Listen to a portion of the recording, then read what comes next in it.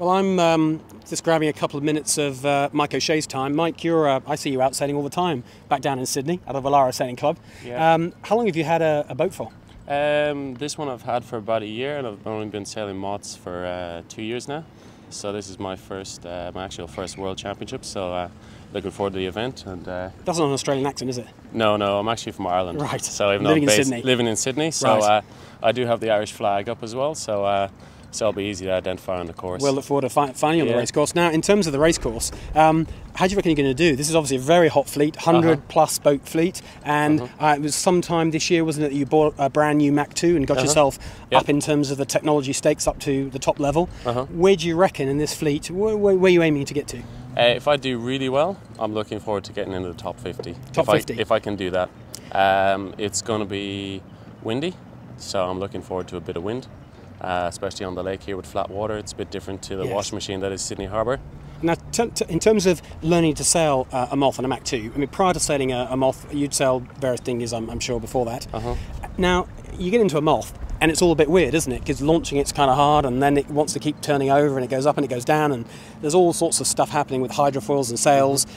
How hard is it, and what would you say, is the single thing you most need to get over to sail one properly? I think the first thing is just getting used to the fact that you're actually off the water and getting used to the altitude.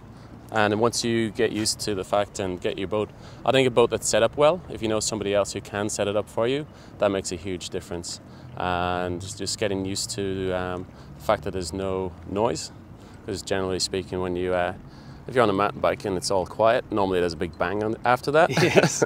So, but with Moth sailing, it's just getting used to there's no noise. And what happens just before the big bang in a Moth?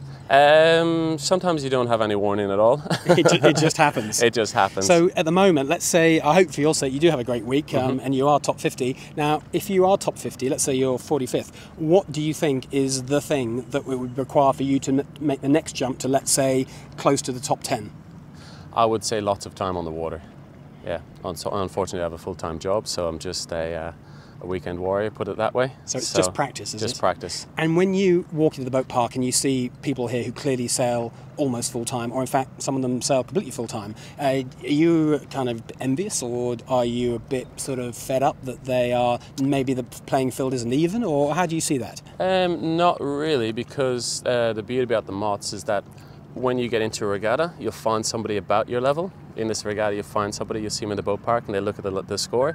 And even though you're in the middle of the pack, there's still lots of races within the fleet, and that's what makes it a good fleet. Fantastic. Well, Mike, we wish you the best of luck. Hopefully you'll get well and truly top 50. We'll look out for the IRL cell number, and have a great week. Thank you very much. Thank you.